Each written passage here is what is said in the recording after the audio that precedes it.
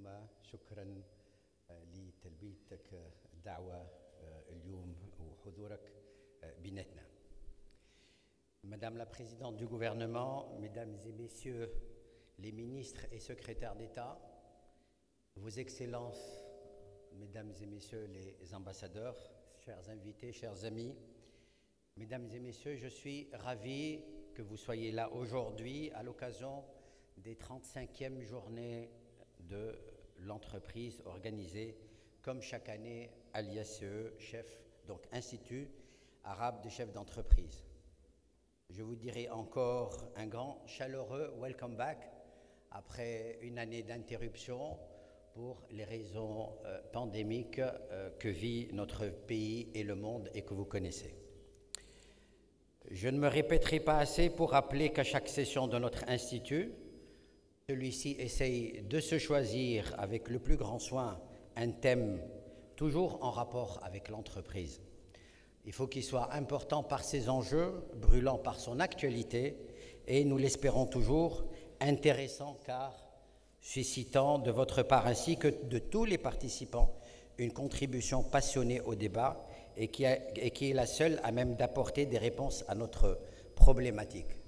Notre thème de cette année sera « L'entreprise et la République, une reconstruction commune ».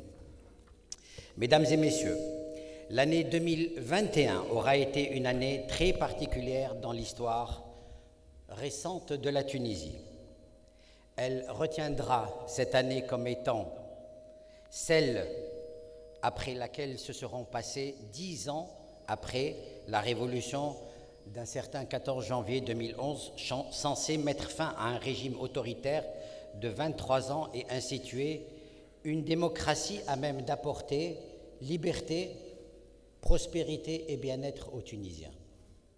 Elle marque également une étape après 10 ans de errement politique conduit par une classe dirigeante sans vision pour le pays car préoccupée par ses seuls intérêts et ses petits arrangements individuels.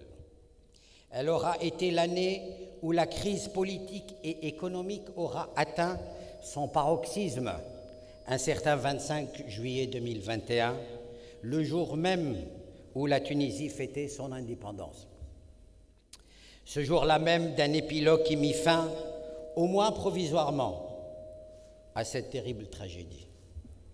Une question nous a alors brûlé les lèvres, tous, et continue à le faire, et à nous-mêmes nous interroger.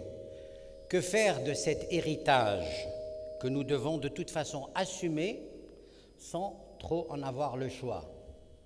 Comment doit-on appréhender ce peu enviable legs d'une situation désastreuse des finances publiques et de leur déficit, du surendettement de l'État, d'une situation alarmante des entreprises publiques, d'un niveau très insuffisant de l'investissement privé et d'un investissement public devenu malheureusement presque inexistant, d'une situation alarmante du chômage et particulièrement celui des jeunes et qui menace désormais l'équilibre et la cohésion de notre nation, de la détérioration des services publics tels que l'éducation, les transports, mais surtout la santé en cette période exceptionnelle et dramatique de la pandémie du Covid.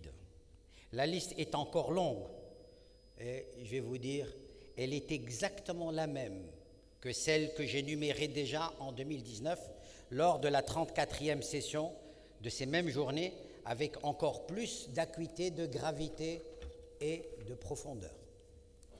Mesdames et messieurs, notre thème se propose aujourd'hui rien de moins que de traiter de la reconstruction commune de l'entreprise et de la République.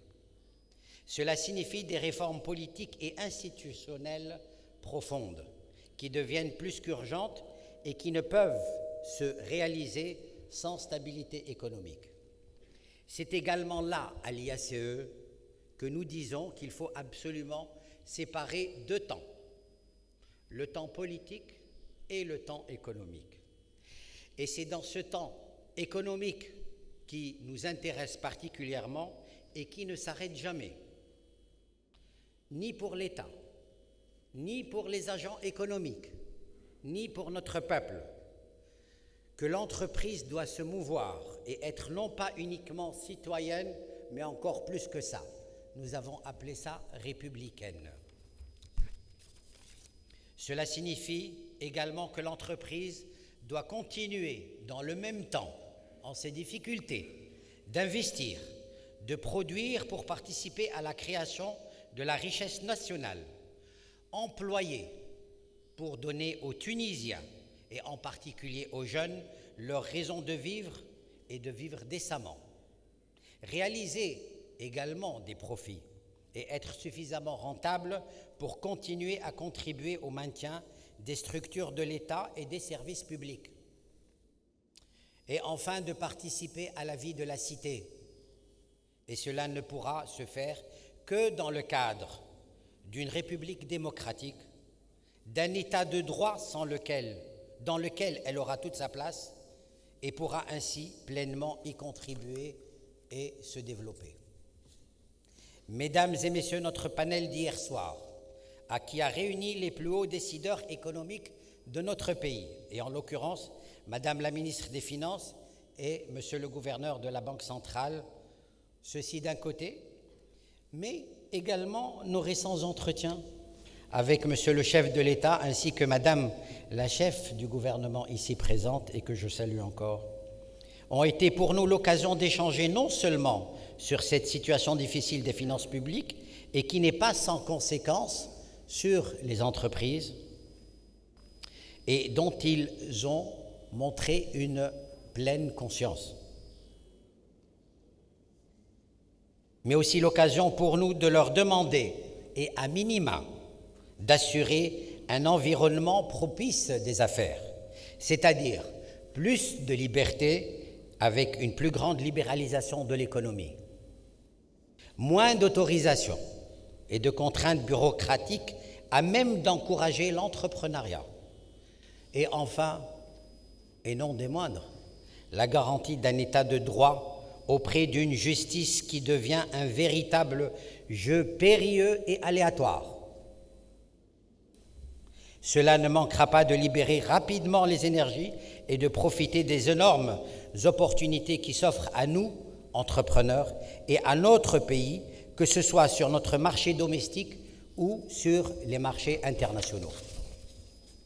Nous avons ressenti à travers ces échanges un véritable partage de vues et de visions. C'est aussi cela qui permettra de promouvoir ce que nous voulons appeler l'entreprise républicaine.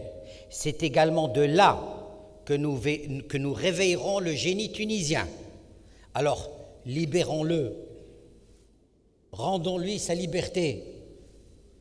Il se mettra en valeur, car seule la valeur qui vaille est la valeur travail.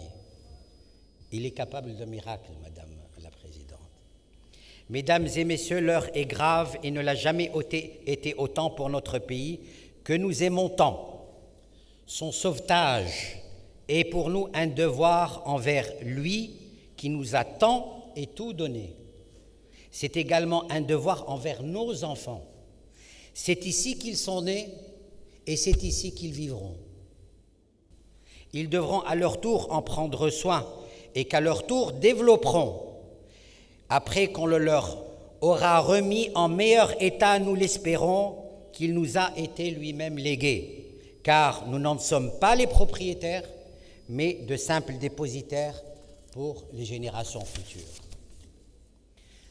Mesdames et messieurs, permettez-moi enfin de réciter un verset du Coran que je trouve particulièrement inspirant, que je vais réciter en arabe et que je traduirai en français. وَقُلْ أَعْمَلُوا فَسَيْرُ اللَّهُ عَمَلَكُمْ وَرَسُولُهُ وَالْمُؤْمِنُونَ. Et dit, œuvrez, car Allah va voir votre œuvre, de même que son messager et les croyants. Chers amis, il est, je crois, temps que je cède la parole à mon ami Walid, donc vice-président et rapporteur brillant de ces journées, afin qu'il nous présente et vous présente de manière plus précise, détaillée et exhaustive le programme de ces journées. Merci.